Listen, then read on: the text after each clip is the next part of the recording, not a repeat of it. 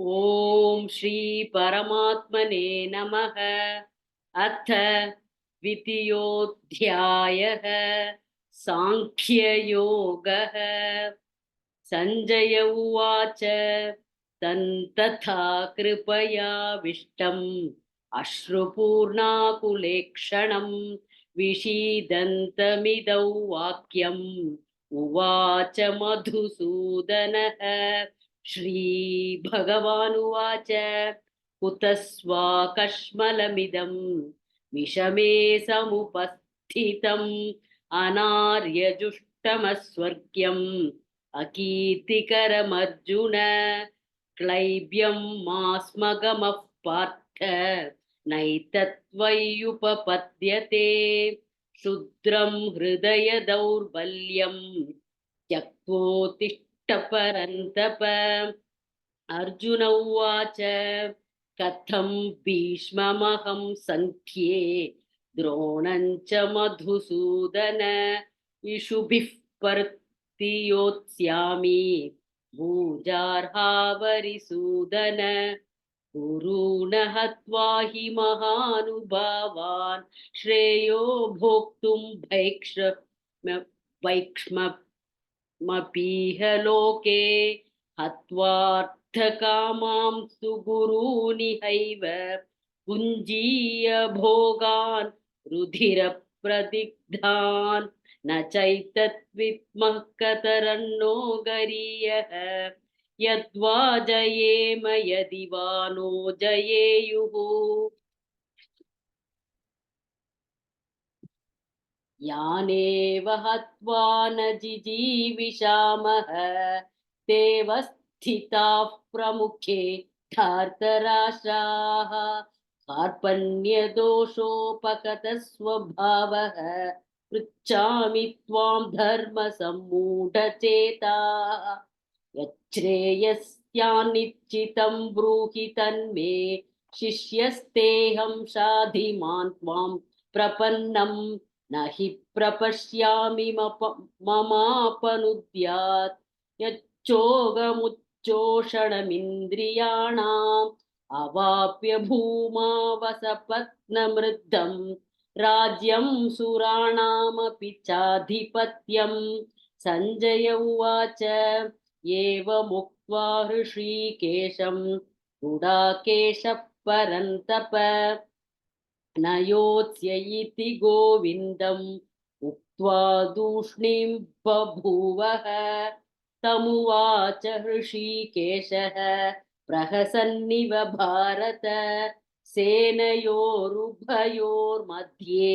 विषीदन्तमितौ वचः। श्रीभगवानुवाच अशोच्यानन्वशोचस्त्वं प्रज्ञावादांश्च भाषसे गतासून गतासूंश्च नानुशोचन्ति पण्डिताः। न त्वेवाहं जातु नासं न त्वन्नेमे जनाधिपाः न चैव न भविष्यामः सर्वे वयमतः परम्। देहिनोऽस्मिन् यथा देहे कौमारै यौवनञ्जरा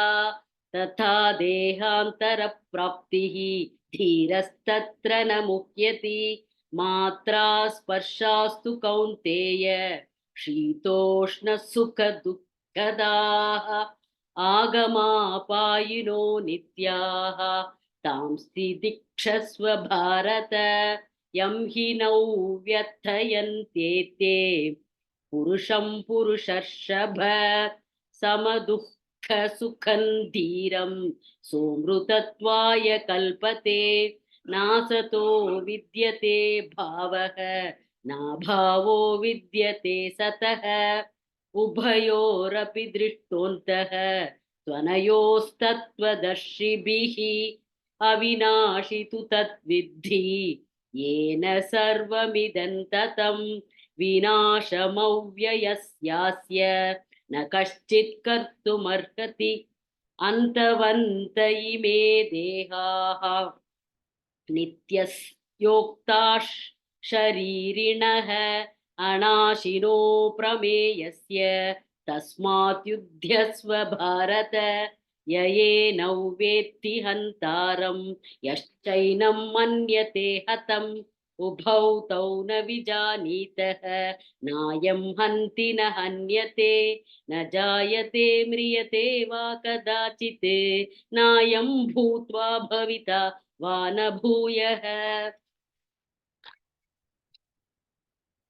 अजो नित्यः शाश्वतोऽयं पुराणः न हन्यते हन्यमाने शरीरे वेदा विनाशिनन् नित्यं ययेनमजमव्ययम् कथं स पुरुषः पार्थ कङ्घातयति हन्तिकम् वासांसि जीर्णानि यथा विहाय नवानि गृह्णाति नरोपराणि तथा शरीराणि विहाय जीर्णान्यन्यानि संयाति नवानि देहि नैनं चिन्तन्ति शस्त्राणि नैनं दहति पावकः न चैनं क्लेदयन्त्यापः न शोषयति मारुतः अच्छेद्योऽयमदाह्योऽयम् अक्लेद्यो शोष्य एव च नित्यः सर्वगतस्थाणुः अचलोऽयं सनातनः अव्यक्तोऽयमचिन्त्योऽयम् अविकार्योऽयमुच्यते तस्मादेवौ विदित्वैनं नानुशोचितुमर्हसि अथ चैनन्नित्यजातं नित्यं वा मन्यसे मृतं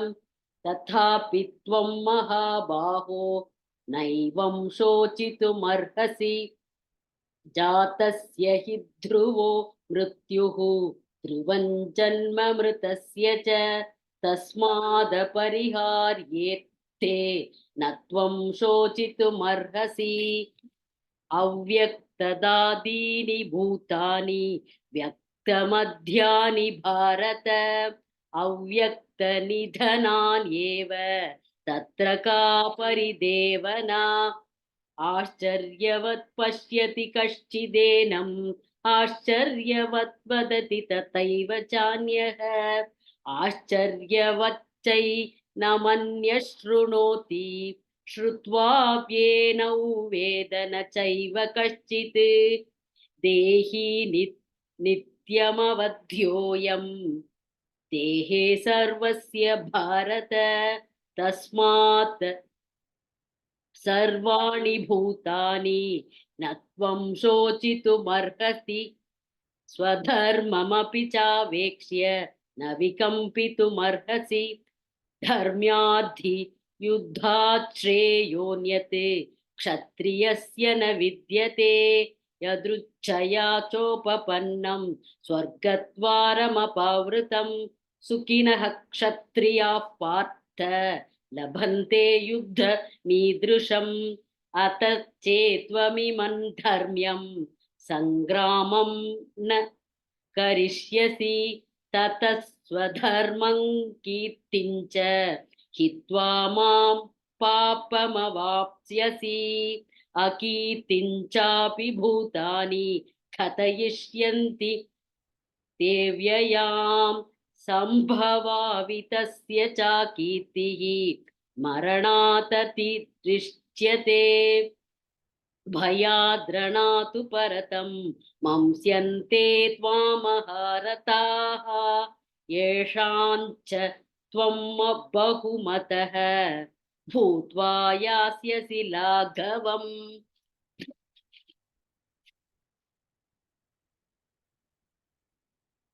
अवाच्यवादांश्च बहून् वदिष्यन्ति दवाहिताः निन्दन्तस्तव सामत्यं ततो दुःखतरन्नु किं हतो वा प्राप्स्यसि स्वर्गं चित्वा वा भोक्ष्यसे महीम् तस्मात् उत्तिष्ठ कौन्तेय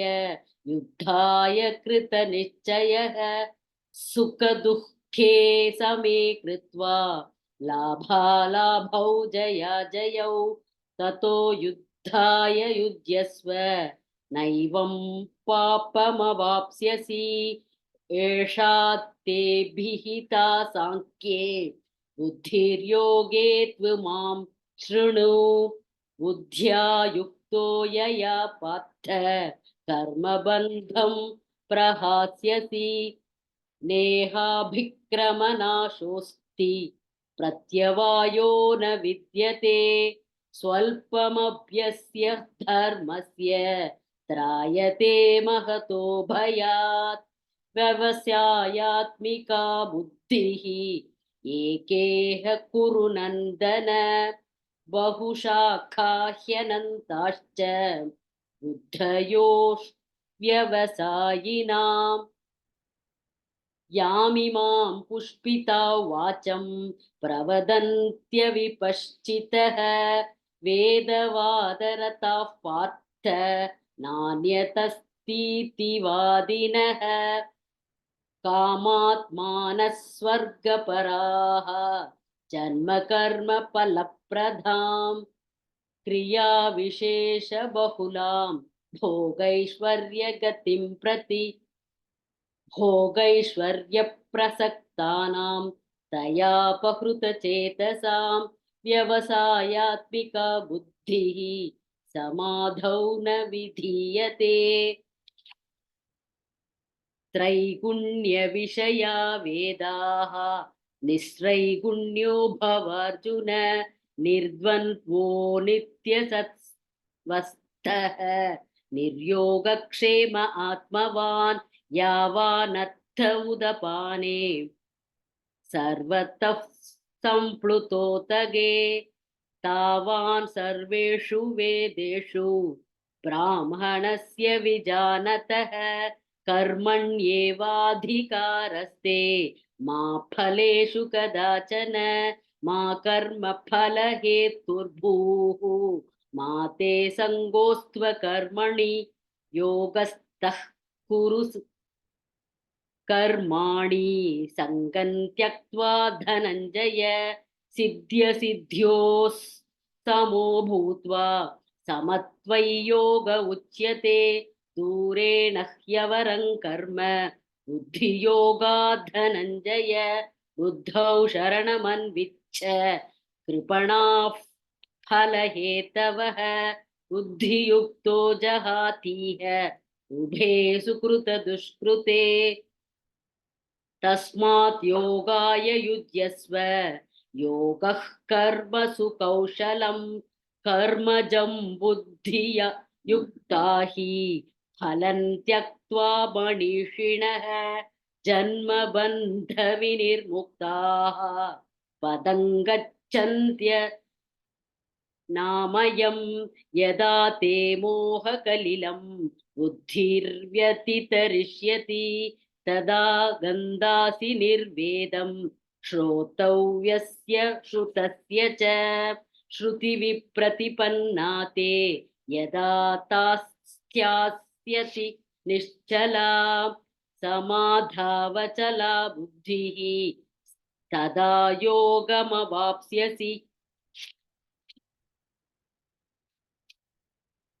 अर्जुन उवाच स्थितप्रज्ञस्य का भाषा समाधिस्तस्य केशव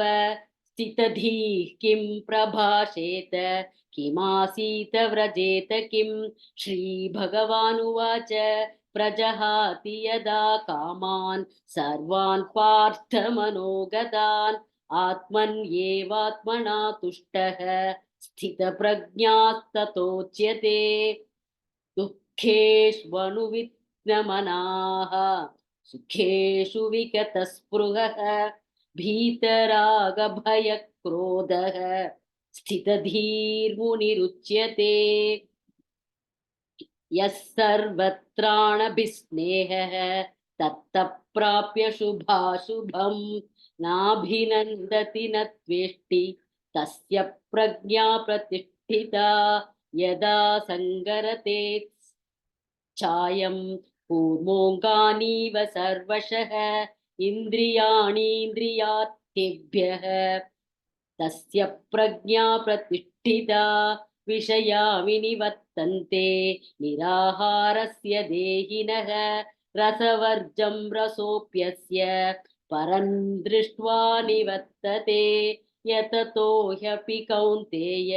पुरुषस्य विपश्चितः इन्द्रियाणि प्रमाथीनि हरन्ति प्रसभं मनः तानि सर्वाणि संयम्य युक्त आसीत मत्परः वशे हि यस्येन्द्रियाणि तस्य प्रज्ञा प्रतिष्ठिता ध्यायतो विषयान् पुंसः सङ्गस्तेषूपजायते सङ्गात् सञ्जायते कामः कामात् क्रोधोऽभिजायते क्रोधात् भवति सम्मोहः सम्मोहात् स्मृतिविभ्रमः स्मृतिभ्रंशात् बुद्धिनाशः बुद्धिनाशात् प्रणश्यति रागद्वेषवियुक्तैस्तु विषयानिन्द्रियैश्चरन् आत्मवश्यैर्विधेयात्मा प्रसादमधिगच्छति प्रसादे सर्वदुःखानां हानिरस्योपजायते प्रसन्नचेतसो ह्याशु बुद्धिः पर्यवतिष्ठते नास्ति बुद्धिरयुक्तस्य न चायुक्तस्य भावना न चाभावयतः शान्तिः अशान्तस्य कुतः सुखम् इन्द्रियाणां हि चरतां यन्मनोनुविधीयते ततस्य हरति प्रज्ञां वायुर्नावमपि वाम्बसि तस्माद्यस्य महाबाहो निगृहीतानि सर्वशः इन्द्रियाणीन्द्रियार्थेभ्यः तस्य प्रज्ञा प्रतिष्ठिता या निशा सर्वभूतानां तस्यां जागर्ति संयमी यस्यां जाग्रति भूतानि सा निशा पश्यतो मुनेः आपूर्यमाणमचलप्रतिष्ठं समुद्रमापः प्रविशन्ति यद्वत् तद्वत् कामायं प्रविशन्ति सर्वे स शान्तिमाप्नोति न कामकामी विहाय कामान् यः सर्वान् पुमांश्चरति निःस्पृहः निर्ममो निरहङ्कारः स शान्तिमधिगच्छति एषा ब्राह्मी स्थितिः पार्थ नैनां प्राप्य विमुह्यति स्थित्वा स्यामन्तकालेऽपि ब्रह्मनिर्वाणमृच्छति ॐ तत्सदिति श्रीमद्भगवद्गीतासु उपनिषत्सु ब्रह्मविद्याया योगशास्त्रे श्रीकृष्णार्जुनसंवादे सांख्ययोगो नाम द्वितीयोऽध्यायः सर्वधर्मान् परित्यज्य मामेकं शरणं व्रज अहं त्वा सर्वपापेभ्यः मोक्षयिष्यामि मा शुचः।